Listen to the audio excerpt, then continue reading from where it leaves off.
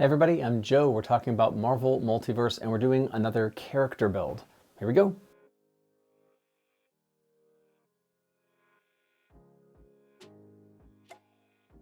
So there are a couple things that really limit the way that you can build interactions with your character. Here's what I mean by this.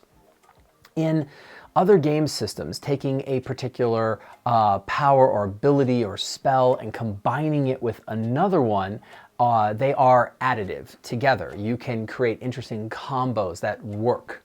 That's not really true in Marvel Multiverse by design. So when you use an action on your turn, you use a power and they don't interact with each other because you only have one action to utilize one particular power. You can't do two in one turn, except of course if you have lightning actions, as we have discussed. Not only that, but it says very explicitly in the core rulebook that damage multipliers do not stack. So we cannot have additive damage multipliers and we can't have interactions of powers, except of course in kind of specialized circumstances, such as when you have a power that is permanent. In other words, it's already operational. And there really aren't a lot of opportunities to have a concentration power up that is something that affects or is additive to a standard action or one round power. So there are limitations built in for the way that we can stack powers or abilities in this game, and that's to make sure that every character has about the same damage output so that it doesn't feel like one particular power or power set or style of play is necessarily better than another. And I do appreciate that design. This is why I really like that your damage scales automatically with rank. But is there no way to combine effects? There certainly is, and that's what I want to explore today. I want to find a way to do two things specifically. I want to combine two effects so that I get a little bit of extra oomph out of a particular attack. And secondly, I really have never built a character that is designed to exploit stacking edge. As we know, damage multipliers do not stack, but edges and trouble do. In other words, as long as we have different ways of adding an edge to an attack, I can have double and triple and quadruple edge, but I've never gone out of my way to see how many different sources of edge I can have on a particular attack. And as I add different amounts of edges, aren't I more and more and more likely to get fantastic successes? Well, of course I am.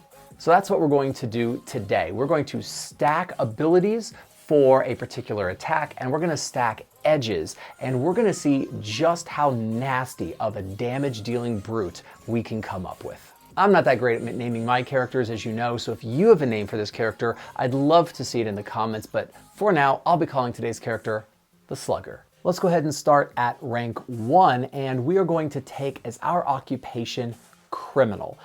This kind of feeds into a story kind of feel that I have for this character that I think is going to be just really fun and flavorful. But if you wanted to go a different direction, it is not necessary to the mechanics of the build, but the criminal occupation does give us the connections for crime trait right away at the build. Connections, of course, is just about my favorite trait in the game, and it means that you have connections to some group inside of the larger world of the story. In this case, it is criminal elements. I have a couple players at my table who have this trait, and they exploit it for amazing world building and plot development reasons, and honestly, it has been so much fun to see them play with this. It's a great trait, connections generally, but I think the criminal one is honestly one of the more interesting thematic choices. Next, let's deal with origin, and you could go in a lot of different directions, but honestly, I think high-tech battle suit would be a lot of fun. Now, this does give us the tech reliance trait, which we'll talk about in a moment. But I think that these two things go together. I think a backstory for this character might be a criminal who is robbing the wrong place at the wrong time and stole a battle suit, but somehow this has led to enemies that are chasing him or other consequences. But he uses the battle suit and throughout the story becomes a superhero. Fun, interesting, and definitely a thematic concept to play around with. Tech reliance is one of the traits that was pretty dramatically changed from playtest to core rulebook. Nowadays, it has been pared back significantly, but if you drop to 0 hit points, you can choose to drop to 1 instead, but all of your powers that are coming from your suit are destroyed. I don't intend on actually utilizing that portion of the trait, except maybe to save the character's life in a really desperate situation, because I'm not going to be bumping in the logic skill set, the logic ability scores on this character. And the trait does indicate that you have to use logic checks to repair the suit before you can use it again. This is more a thematic choice than something that I think mechanically works very well with the character. Maybe one of your criminal connections is somebody who is able to kind of fix the suit for you for a price. Let's go ahead and do point buy for rank 1. Now I have to take a negative in something, and I'm going to choose agility, but honestly, if you wanted to dump logic on this character, I think it would be totally fine. But I'm going to take melee to a 4, agility to a -4, resilience to a 3, vigilance to a 1, and ego to a 1. This is going to give us defenses with powers of 14 for melee and agility, 13 for resilience, 11 for vigilance, 11 for ego, and a 10 for logic. So here I do have to choose if I'm going to dump agility or logic. And honestly, if you decided to go the route of dumping your logic score, that is totally fine on this character. This character is not going to use the logic skills at all, realistically. So I could totally understand that route, dumping logic. As it is, I'm just not going to bump it at all throughout the history of this character. If you wanted a little bit more natural agility, if you find that your narrator uses agility checks more often, go for it. But I thought that if I have a battle suit, it'd be clunky and I would have a really bad agility score for like stealth checks. It would thematically make sense. So that's the reason for the decision, but take that choice any way that you want to go. All right, so let's go ahead and take a look at our powers. And right away, you know that we're going to take Brawling. Brawling is going to allow me to use my melee defense for agility attacks, which is why I have effectively a 14 defense against agility attacks, even though I've dumped my agility score. And now we see what is the first of 2 essential power sets I need to make this build happen. And it's going to be the resize power set. I love this power set. I can't get enough of it. It is just too much fun to play with. And we are going to take Grow 1, 2, and 3.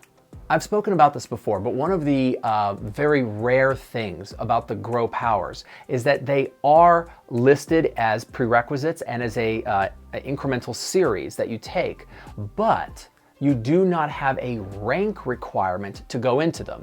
Yes, in order to take Grow 2, you have to take Grow 1, but you do not have to be a certain rank to get any of these. Technically speaking, if I wanted to, I could actually take Grow 1 through 4 right now at this rank, no other powers, and I would have the mechanical ability to do that. I think taking Brawling is actually more important right off the bat, but this is a possibility. So anyway, we can take Grow 3 right now. Anyway, Grow 3 allows us to become Titanic sized, and this is a permanent alteration, meaning we don't have to hold concentration on it, which is nice, and we can do this as an action or as a reaction. So Titanic size is the second largest size that is mechanically understood in the game.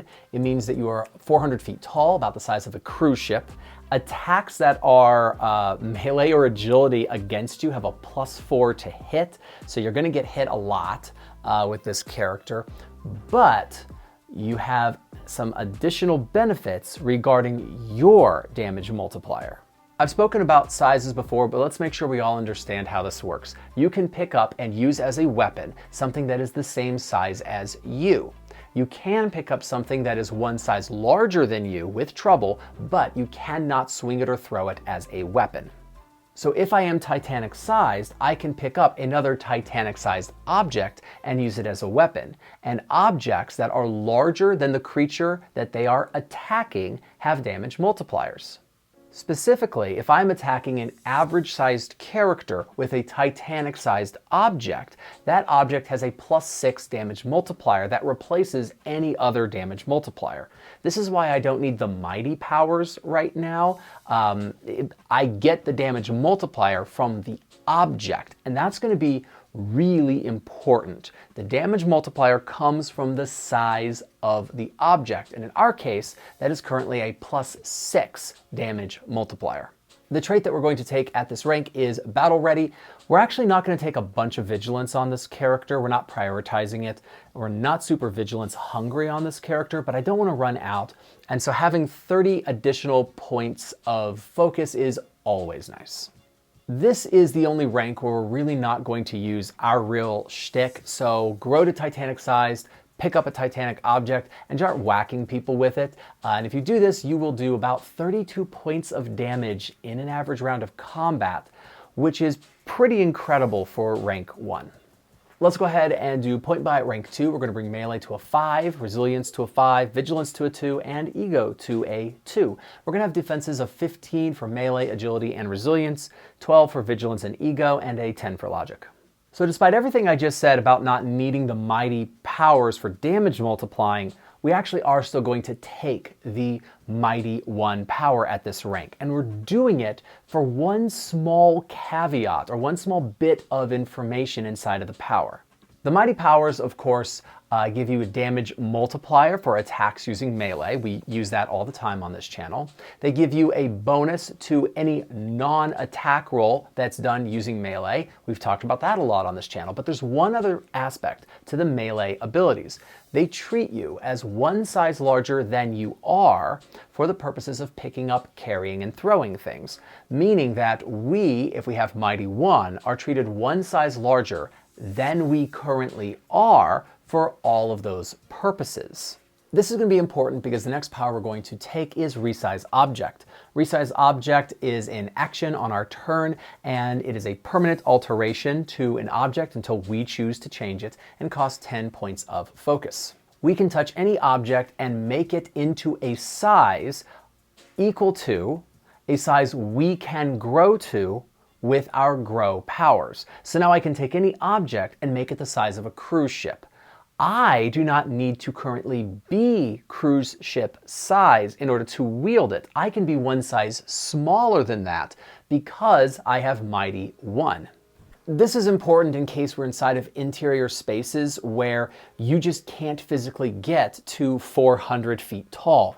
One size smaller than Titanic is gigantic, which is a 100 feet tall. So if you are 100 feet tall, you can grab an object and you can make it Titanic sized, and that means you can still get the damage multiplier from that object even though you are smaller than that object. You can wield it, and we get more and more of this capacity as we get more levels of the mighty power, which we're going to do at the next rank. And at this point, I want to mention something about the design, the physical design of the character. I imagine this character as kind of starting off as a street thug in some way. A street thug, maybe with a heart of gold, maybe not, but no matter what, I envision this as a character who wields this big, nasty baseball bat for enforcing whatever kind of criminal underworld this character starts out working with. Now, I think that you see at least the initial part of where this is going, that we're going to have our baseball bat that we've had since rank 1, and we're going to make this into a Titanic-sized object and start wailing on people with it. If I have any object and I make it into a size, the size actually provides the damage multiplier. So this baseball bat that we've had this whole time, we are now able to take it and just start wailing upon people, and I think that's pretty cool. But now we're going to go into a new power set, and we're going to go into melee weapons. Now when we do this, we have to choose the weapon that we are going to be using, which for us is our baseball bat, and we have to choose which condition it is able to actually impose, and there are 2 choices. A while back I did a character called the Fast Blade, and we kind of played with the sharp weapons, because it was a blade, And sharp weapons in the melee power set, those are able to impose the bleeding condition. We're not doing that. We want blunt objects, which are able to impose the stunned condition. Here's the way that this works. When you have the melee weapons power set, you decide if your weapons are sharp or blunt, which is going to determine which one of the conditions they impose upon a fantastic success. Powers inside of the power set will specifically say that if you have a fantastic success, you impose the condition that is connected to your weapon. So this means anytime we have a fantastic success, we are able to stun our enemies. Let's make sure we understand the stunned condition. It has essentially a few components to it. First, any powers they are concentrating on immediately end. So this character is able to end concentration for enemies, and that's really useful. There's no save against this like in other systems. If you stun somebody, they lose concentration, end of story. Second, they cannot take any actions. This is great. This removes action economy. I'm not calling this character a battlefield controller because I can't control exactly when this happens, but I will be removing action economy from my enemies a lot. And lastly, all attacks against stunned enemies have an edge. This condition lasts for 1 round unless a power specifically says otherwise. So yes, being able to impose the stunned condition is going to be one of my first ways of getting an edge on an attack, but it is not going to be the last way. We are going to take fast attacks. This is a basic attack power inside of the melee weapons power set. It has no focus cost and it's a standard action. We make 2 attacks against maybe 2 different enemies that are within our reach, or 1 enemy twice. Upon a regular success, they take half damage. Upon a fantastic success, they take full damage. And we get to make another bonus attack against that same target.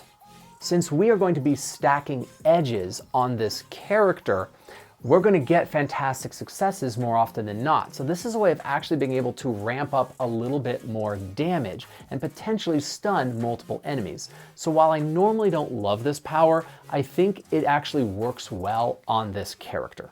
But what we really want is Whirling Frenzy. Whirling Frenzy costs 5 points of focus. It's an action on our turn. And I have used this in other builds before, but I just love it so much, especially with any character that gets to extend his or her reach. More on that in a minute. We make a melee check against all of the enemies that are within our reach. Upon a success, they take half damage. Upon a fantastic success, they take full damage and suffer the special effect of our weapon, which in our case will be the stunned condition. Please note that we make 1 roll and compare it against the melee defense score of all of our enemies. So this 1 roll we're going to stack with as much of an edge as humanly possible. Now please remember, we are in the resize power set, and that means that as we get to larger sizes, we take up more space on the board and have longer reach, meaning that we have the ability to reach a large section of almost any map that we're on. So this idea of characters within our reach being viable targets puts a lot of real estate on the board that we can affect, which is great for us. Now, one thing that you might have noticed is in order for this build to work at this rank, we need to take Surprising Power as our trait. Resize Object requires that we have the Grow to Power, which we do, but it also requires being rank 3. Surprising Power as a trait allows us to bypass any rank requirement so long as we meet all of the other prerequisites for a power, which we do, and that is how we're going to be able to take Resize Object at this rank. I see nothing in the core rulebook that indicates that if we change the size of our weapon, the condition the weapon imposes all of a sudden ends, meaning we can stack the condition from our baseball bat, make it a larger size, and have the size replace the damage multiplier from the mighty power or anything else, meaning we get both. We can swing the baseball bat, we can hit incredibly hard, we can stun enemies at the same time. So we are going to be able to combine the size damage mechanics from any conditions or any other effects that we can put onto our baseball bat. And that's how we're going to stack capacities on this character. So combat is relatively straightforward. We can use a reaction to become Titanic sized, an action to make our baseball bat Titanic sized, and from then on, we start doing Whirling Frenzy. And doing Whirling Frenzy, we are going to be doing, at this rank, 54 damage per round, spread over 3 enemies. Let's go ahead and do rank 3. We're going to bring melee to a 6, resilience to a 6, vigilance to a 3, and ego to a 4. With powers, this is going to give us defenses of 16 for melee, agility, and resilience, 13 for vigilance, and 14 for ego and logic. So we are not going into new power set at this rank. I need to pick up some stuff to shore up the character. And there should be no surprise that one of the first things we're going to pick up here is going to be wisdom. Wisdom allows us to use our ego defense against logic attacks. That's why our logic defense finally went up, and this shores up the defenses of the character, which is pretty nice. Next, we're going to take Mighty 2 and Mighty 3. If we ever needed to use Mighty for our damage multiplier, it'd be a 3, not that we want to do that. We get a +3 to any check that is not an attack roll using melee, and we are treated now as 3 sizes larger than we are for the purposes of picking up, carrying, and throwing things, which is going to be really useful for us. We are also going to take Grow 4. Grow 4 means that we can become gargantuan size, the size of a skyscraper. And we can be actually 3 sizes smaller than that and still make our weapon gargantuan size and be able to wield it with the mighty powers. Lastly, we're going to take Iconic Weapon. This is one of the reasons that being in a weapons power set is so useful, is that you can take Iconic Weapon. This means that your weapon is in some way special or has special properties. Now, anything really special, you'd have to negotiate with your narrator, but at minimum, I've always assumed that Iconic Weapon will allow us to take an edge on any attack that uses our weapon. Our trait for this rank is going to be Signature Attack. Signature Attack gives us an edge when we use one particular power, which for us is Whirling Frenzy. Let's take a second and look at all of the ways we have stacked an edge on this character. First, Iconic Weapon is going to give us an edge whenever we use our baseball bat, which is all the time. Second, Whirling Frenzy now automatically has an edge, that's a double edge. Third, if we have hit the enemy with a fantastic success before, we get an edge when attacking them, so that's already 3, and we're not done yet. But for right now, let's take a look at damage for this rank. Our strategy does not change. We're going to now hopefully use a gargantuan size weapon and start swinging it around and attacking everybody that is within our reach, which theoretically should be literally anybody on a city block. And if we do that for 3 enemies, we're going to do on average 75 damage per round. Let's go ahead and do point buy for rank 4. We're going to bring melee and resilience to a 7, vigilance to a 4, ego to a 6. This is going to give us defenses of 17 for melee, agility, and resilience, 14 for vigilance, and 16 for ego and logic. Okay, so I've been doing this a lot recently, and I promised to stop in some future builds, but I have to go into super speed for this character. And it's not so that I can take lightning actions, it's actually for something different. But if you're there, you might as well pick it up. So yeah, we're going into super speed at this power set, but the real thing that we want is Blazing Fast Fists. Blazing Fast Fists says that we have an edge on all melee attacks. So that is another way that we're going to stack an edge when we use our baseball bat. I needed something permanent that provided an edge on weapon attacks, and this was just too perfect to not pick up. But if you're there, I mean, you gotta pick up lightning actions at the same time, right? So yes, we're picking up lightning actions. I know this is just a ridiculously powerful thing, and it probably should have more prerequisites to it.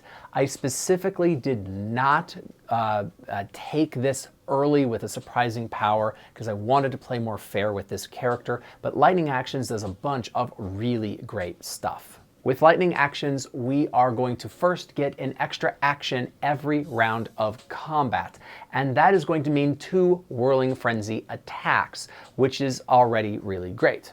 Next, we get an extra reaction every round of combat, which we're not utilizing yet, but we probably will want to do that, right? And thirdly, we get to make sure that we get a fantastic success with every initiative check that we do, meaning we're going to go during the surprise round every combat encounter. Next, we're going to take Mighty 4 for a 4 damage multiplier if we're ever actually didn't use a weapon that we've resized. We also get a +4 to any checks that are not attack rolls with melee, and we are now treated as 4 sizes larger than we are for the purposes of picking up, carrying, and throwing things. And that's really useful for being able to make a weapon a different size than you are due to the space you're in. Lastly, we're going to take Sturdy 1. If you can believe we have gone this whole time without the Sturdy powers, we've probably been taking a ton of damage on this character.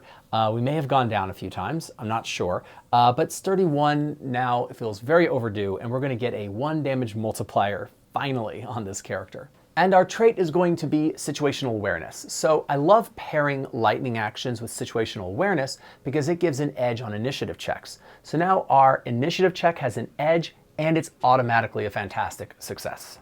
We have 4 edges currently on a Whirling Frenzy, provided we have stunned an enemy beforehand. And that means we're going to do 2 Whirling Frenzy attacks on our turn with a quadruple edge at the very best of times, meaning that we are now going to do 162 points of damage in an average round of combat. Let's do point buy for rank 5. We're going to bring melee and resilience to an 8, vigilance to a 5, ego to an 8. This is going to give us defenses of 18 for everything except for vigilance, with a 15 for vigilance. No new power set at this rank. I need to take a couple important things in the power sets I'm already in. First is going to be Sturdy 2 and 3 for a 3 damage reduction. Finally being able to not take massive amounts of damage on this character. Next, we're going to take Combat Trickery, which means once per battle, we can just decide that something is a fantastic success once we have rolled and bypass all trouble. So we are going to get that stunned condition when it is absolutely essential for us.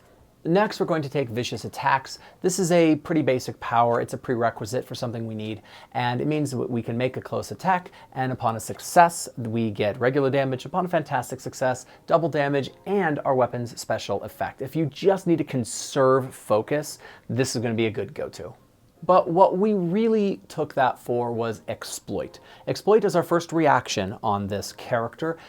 It is triggered when we have a fantastic success with a power that deals at least 1 point of damage, and it does cost 5 points of focus. If this does get triggered, we get to use our reaction to make a melee attack against the resilience defense of the enemy. It ignores damage reduction.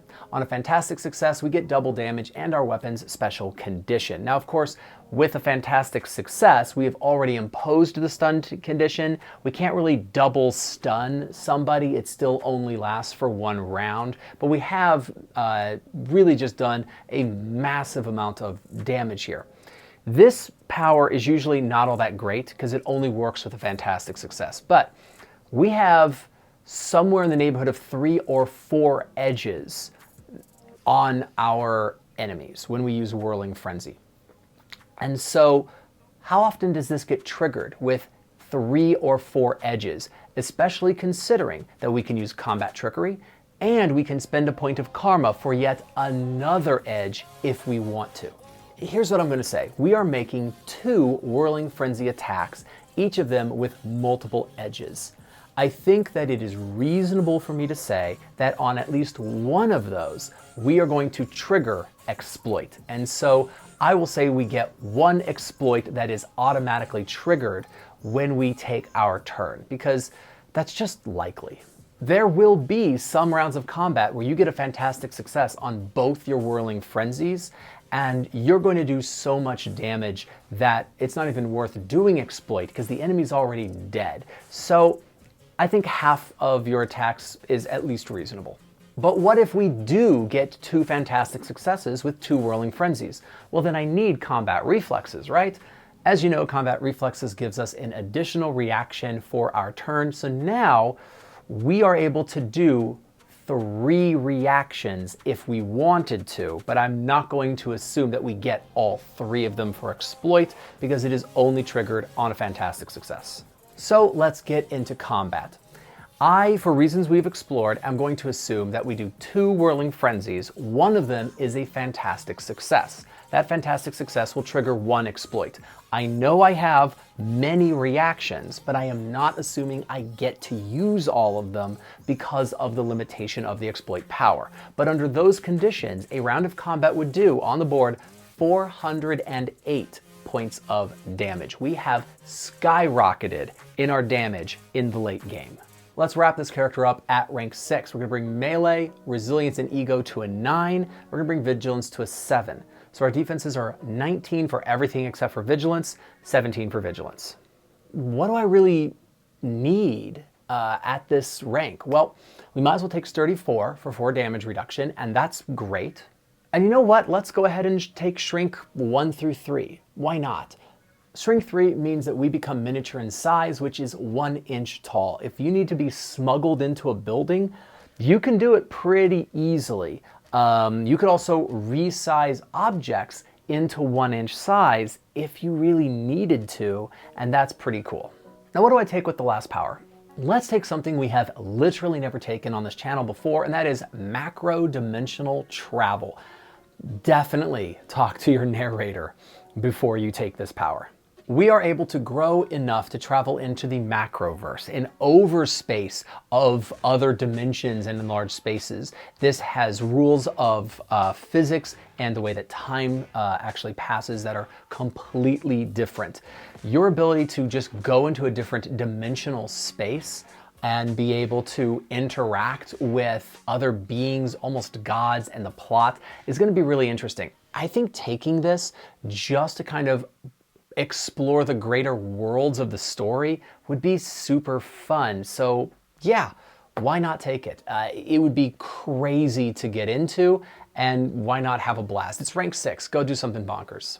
The trait we're going to take is Signature Attack for Exploit. So now the 2 major powers we're using, Exploit for a reaction, Whirling Frenzy for our action, have at minimum triple edge. They're going to be from the Signature Attack, from the iconic weapon, and from Blazing Fast Fists. If we have stunned an enemy previously, then we are going to have a 4th edge.